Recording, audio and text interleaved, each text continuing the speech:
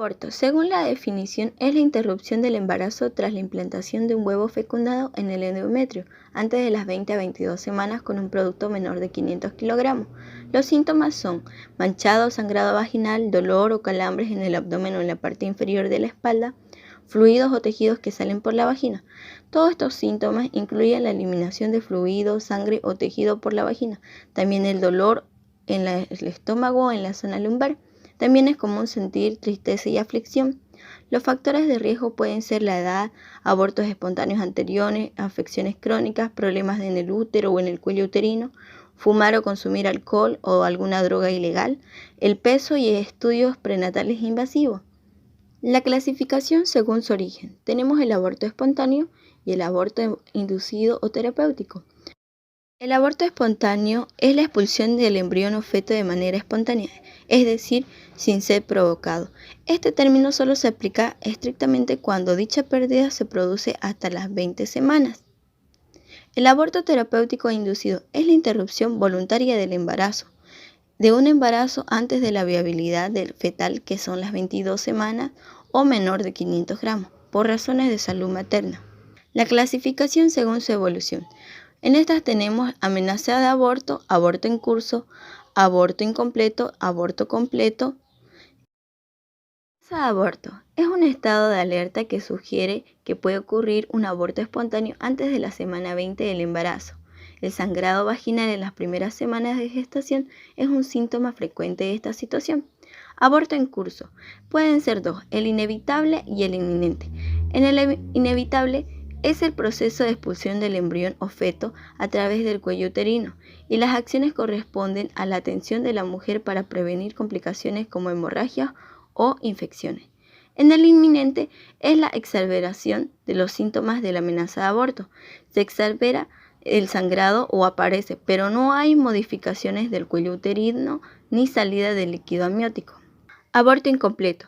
Este se presenta cuando la expulsión del tejido fetal no se hace de manera completa y quedan restos de ovario y placenta en el útero de la mujer, lo que requerirá de una intervención médica mayor.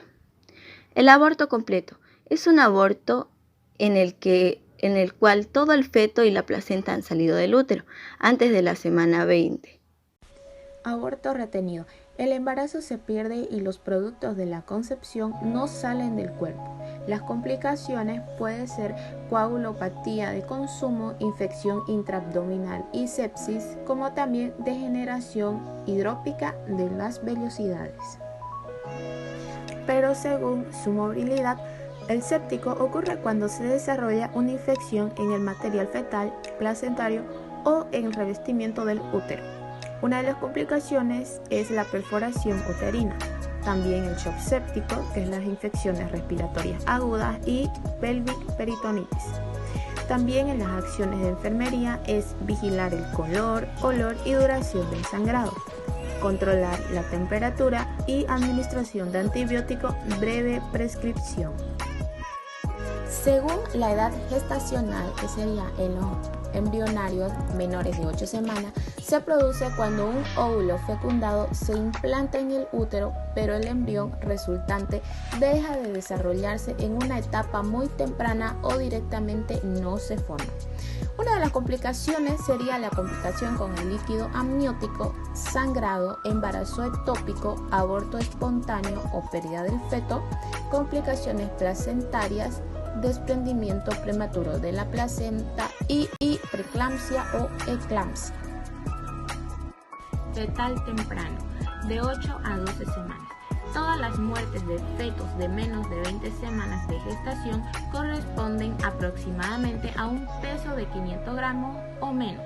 Una de las complicaciones es desprendimiento de placenta, es cuando la placenta se desprende de la pared del útero demasiado pronto. Un cordón umbilical prolapsado, que es cuando el cordón sale por la vagina antes que el bebé, y los trastornos que reducen el flujo de sangre y en consecuencia de oxígeno y nutrientes hacia el feto, como también la hemorragia.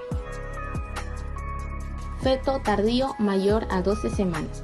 Se refiere a menudo a un aborto inducido que tiene lugar tras la semana 20 de gestación, Un aborto tardío, algunos especialistas lo consideran a partir de la 14 semana de gestación. Las complicaciones son complicaciones durante el parto, las hemorragias previas al parto, incluido el desprendimiento de placenta, las infecciones y enfermedades maternas, y las complicaciones durante el embarazo, cuya causa subyacente puede ser la restricción del crecimiento fetal.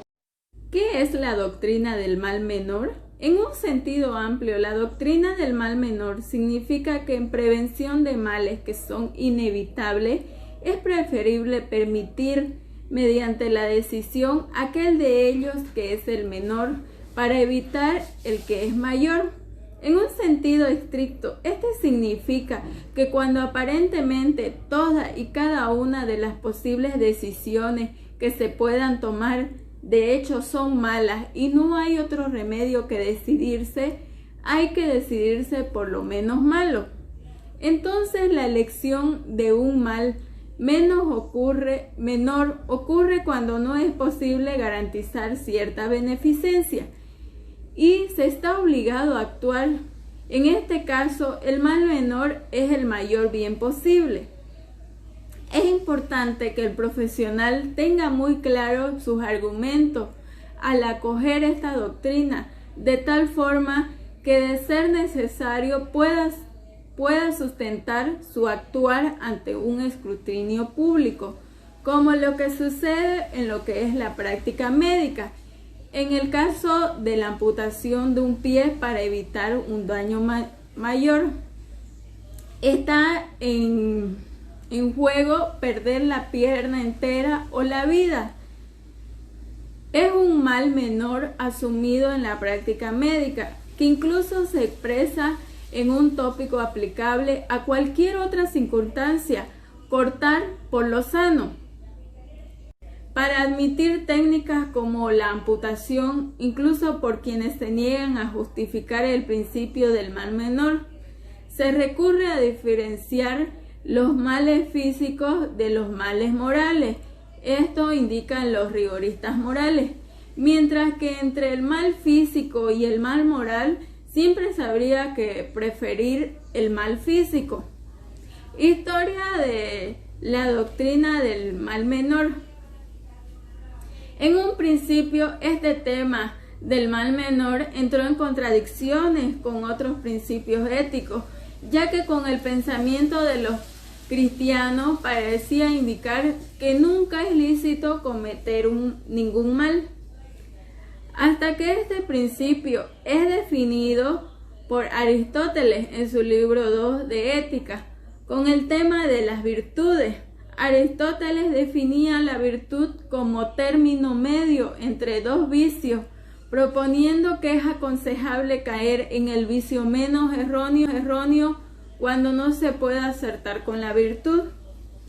Uno debe tomar el menor de los males. También lo plantea en el contexto de la justicia. La justicia es una cierta proporción. Quien es justo se atribuye más de lo debido a sí mismo. Quien sufre la injusticia recibe menos bienes de lo que debería tener.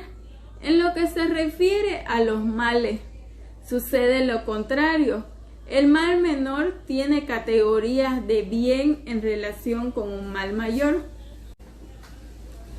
Por lo tanto, el mal menor es preferible, no porque sea bien, sino porque el bien que se pierde con el mal mayor es más valioso.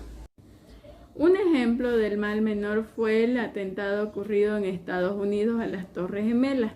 En el año 2001, el 11 de septiembre ocurrió un atentado terrorista contra Estados Unidos, donde generó la muerte y destrucción de 300.000 personas y 600.000 heridos, lo cual esto llevó a toda una nación a tomar medidas de mayor protección para evitar un mal mayor.